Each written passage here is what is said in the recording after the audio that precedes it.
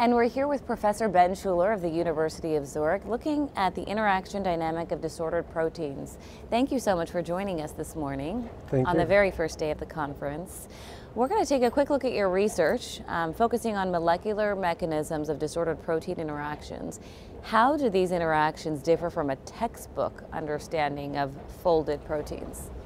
Yeah, so if you look at the textbook pictures of interacting proteins, typically what you will find is the interaction between two folded proteins that have a well-defined three-dimensional structure, and they interact with a well-defined interface, right, where they sort of really lock into each other in a very specific configuration, and that's how they bind, right? That's sort of the idea of protein binding that we've grown up with over the decades. Keeping you quite busy. I understand it's taken quite a long time to identify and actually recognize these disordered complexes. What misconceptions in the field have led to this?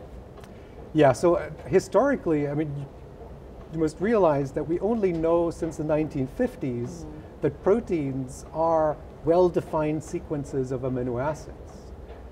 And shortly after, it became clear that you can crystallize some proteins, right? And X-ray crystallography has been the dominant technique the second half of the 20th century, and it's been an enormous success story. We have all of this high-resolution information of these folded proteins, how they bind to ligands, how they interact.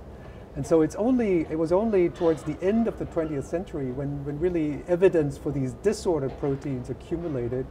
And then genome sequencing at the turn of the millennium really enabled the discovery that there's so many disordered proteins in our proteomes, right? In your and my human proteomes, about a third of the protein sequences are disordered. And so it's really only been over the last 10, 20 years that this has gained acceptance. And I would say over the last 10 years or so that these disordered complexes have really moved to center stage. And I think so far we're only seeing the tip of the iceberg of these types of complexes. And there is a lot to discover.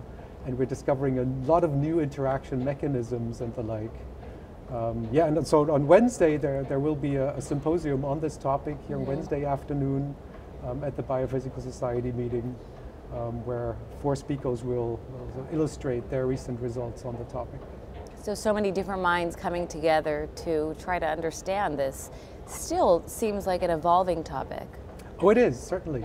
Also because there are so many techniques involved, right? And we are really, both on the conceptual side we're understanding, but also on the technical side we're developing more tools to understand this behavior, because this is another reason why it took long, I think, to identify these proteins, is because the technical tools just were not available.